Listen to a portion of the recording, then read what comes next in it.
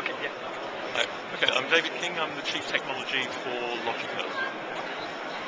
We've just done the Open Government session about breaking down the walls. Now that's really about what it is that needs to happen and how ICT can help in getting government more open, what the changes are.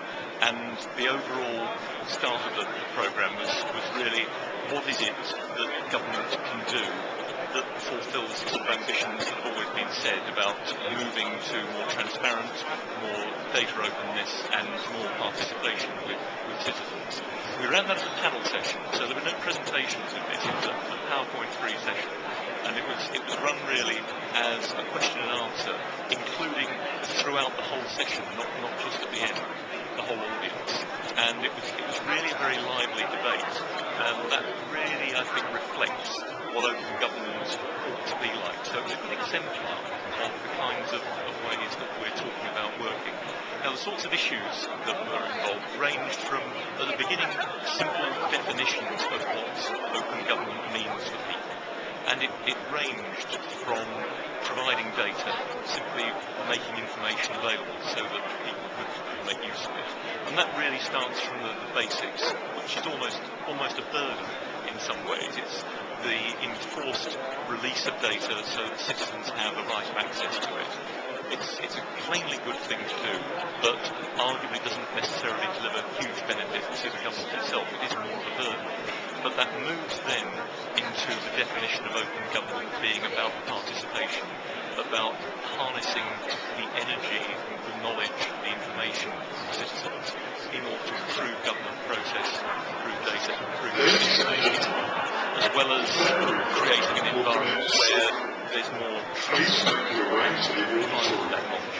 And a key point that emerged was that this kind of open government requires sharing of all manner of things.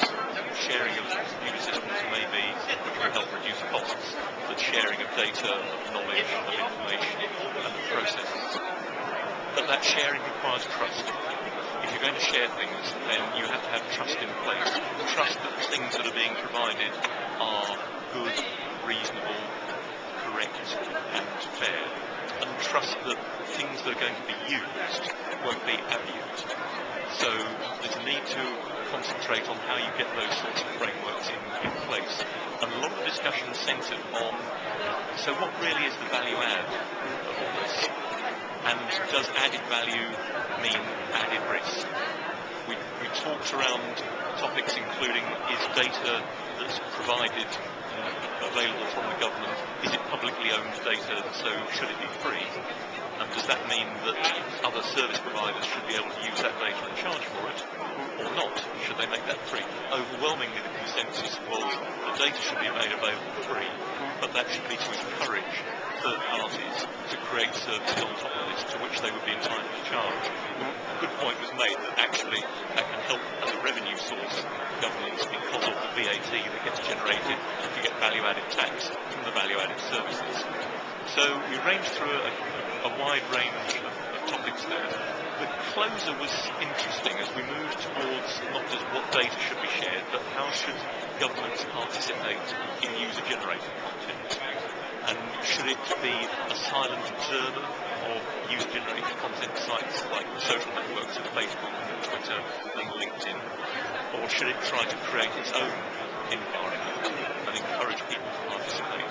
And again, the view of not just the panel, a very articulate panel from Gartner, from Colombia, from Latvia, but also of the audience overall, was that government should move to make sure that its open activities are where the public is.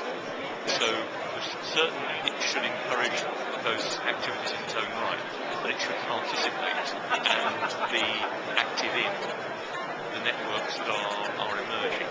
And there was an interesting closer in there where we asked the audience whether they felt, given a certain amount of money, given €1 million, should you invest it in opening up data, or should you invest it in helping government employees and departments to be more active on social sites and in user-generated content?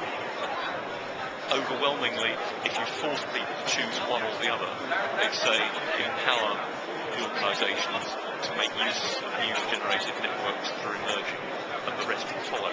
Most would say actually you should invest in both in a balanced way, but if forced to choose one or the other, then going for the user-generated environment is the place to be. So, very productive conversation.